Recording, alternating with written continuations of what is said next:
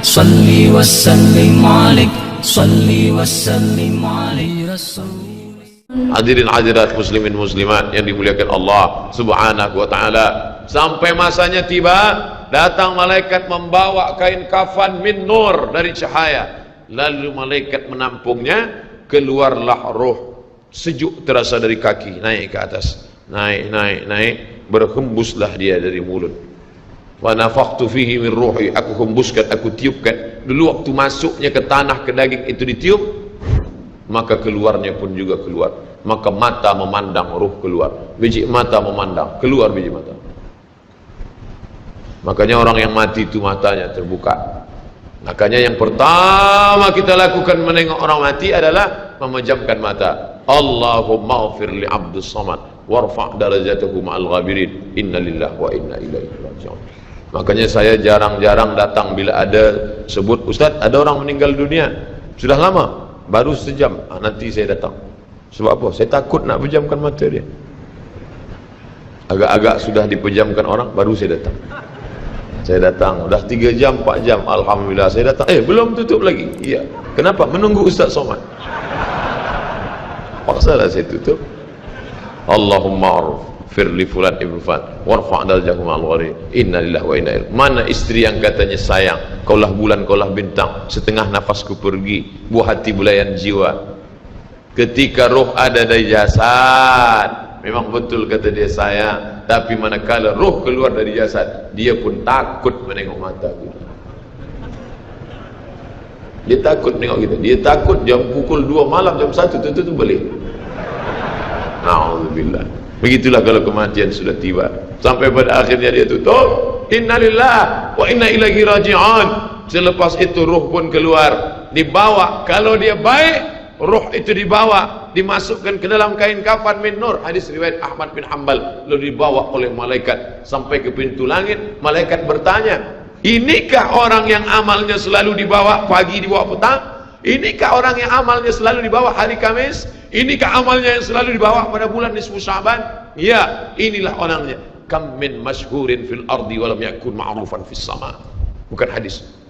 Berapa banyak orang yang namanya masyhur di bumi, tapi malaikat tak mengenal dia.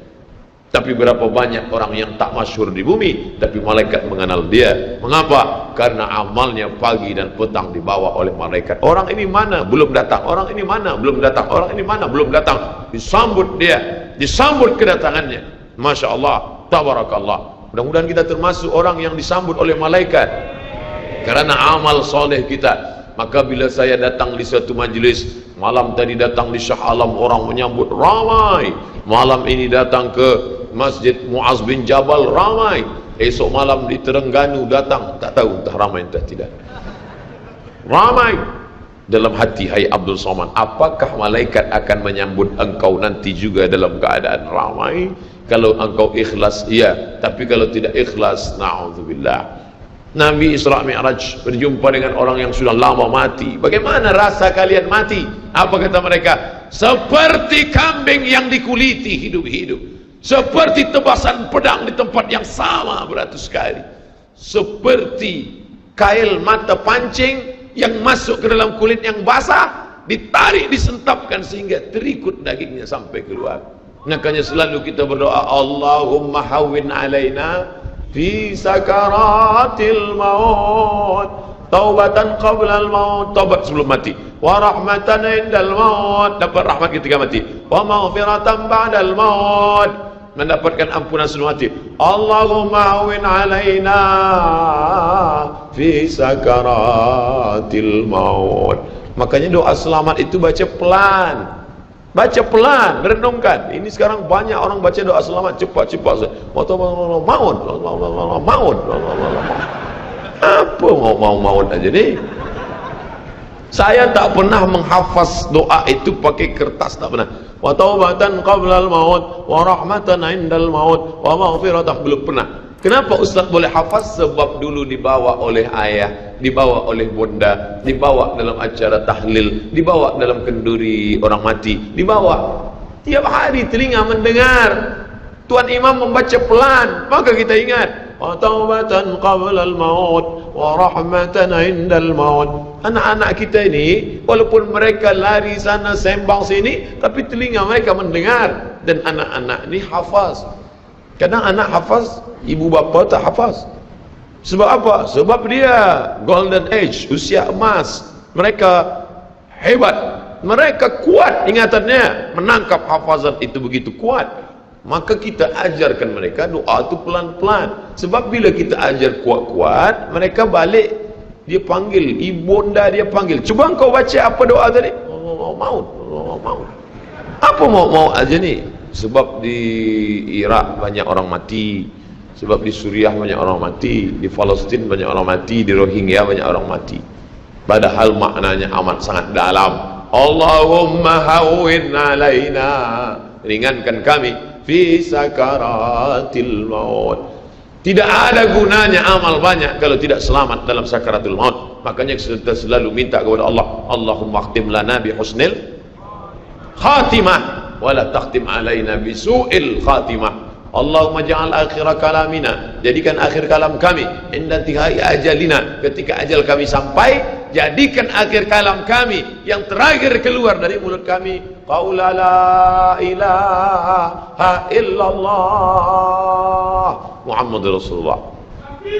Allahu Akbar. Biasa orang takbir ini nak pergi perang, menghadapi sakaratul maut penting juga takbir. Sebab di situ banyak segala macam godaan-godaan. Datang syaitan membawa air, katanya menjelang sakaratul maut itu haus, panas, haus, maka datang syaitan membawa air. Engkau sebut nama aku bagi air. Mau? Kata dia. Mau? Engkau mau? Sebut nama aku. Tapi bila iman kita kuat, maka dia tidak akan mampu untuk menggoda kita. Sampai kapan syaitan tak pernah berputus asa? Sampai bila? La atiyannahum min baini aydihim, aku datang dari hadapan, wa min khalfihim, aku datang dari belakang, wa an aymanihim, aku datang dari kanan, wa an syama'ilihim, aku datang dari kiri. Datang dia, datang dari hadapan, datang dari belakang, datang dari kanan, datang dari kiri. Oleh sebab itu yang banyak tuan-tuan yang ada berada di sini, tolong berzikir semua. Subhanallah, subhanallah, subhanallah. Kenapa? Dengan zikir itu maka larilah jin-jin setan yang ingin mengganggu. La'uwiyannahum, aku akan goda mereka, aku akan sesatkan mereka. Berapa lama? Madamat arwahuhum fi ajsadihim, selama ruh ada dalam jasad, aku tak akan pernah berhenti sampai akhir keluar jasadnya dalam keadaan mati, tidak menyebut Allah Subhanahu wa taala. Itulah punca mereka. Makanya kita selalu berzikir. Esok pagi terjaga dari tidur automatically, kerana kita sudah programkan di kepala kita, manakala terbuka, alhamdulillahilladzi ahyana ba'da ma amatana wa ilaihi nusyur. Selapar-laparnya orang beriman, manakala dia tengok makanan, terus saja dia ingat Allah. Allahumma barik lana fi ma razaqtana wa qina azabannar. Tapi ada setengah umat Islam, bila dah kenyang saja baru ingat Allah. Alhamdulillah. Bila tak kenyang tak ada ingat Allah SWT. Na'udzubillah. Oleh sebab itu maka inilah hidup yang singkat ini. Bila pernah kita bersedekah, itulah yang akan menolong. Laula akhartani ila ajalin qarib, kalau engkau beri aku umur panjang ya Allah, apa yang akan kulakukan? Fa as-sadaqah, aku akan bersedekah, wa akum minas salihin, aku ingin beramal saleh. Malam ini tajuknya Masya Allah, ini tazkirah terakhir, ini tazkirah akhir, last, dan tajuknya pun akhir pula. Mudah-mudahan ini tazkirah terakhir, tapi bukan terakhir bagi saya. Andai mati, tidak masalah. Allahumma ja'al hayata ziyadatan li fi kulli khair. Kalau engkau takdirkan aku besok masih hidup ya Allah, jadikan hidupku itu ziyadatan li, sebagai amal tambahan.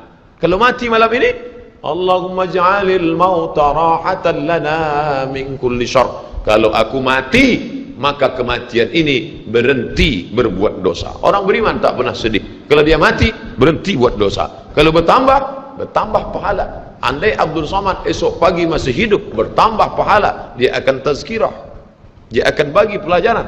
Andai Abdul Somad mati malam ini, alhamdulillah, berhenti melihat dosa. Dosa apa? Masuk airport, dosa. Masuk ke plane pesawat terbang, dosa. Dosa apa? Dosa mata. takkan tak kita tengok.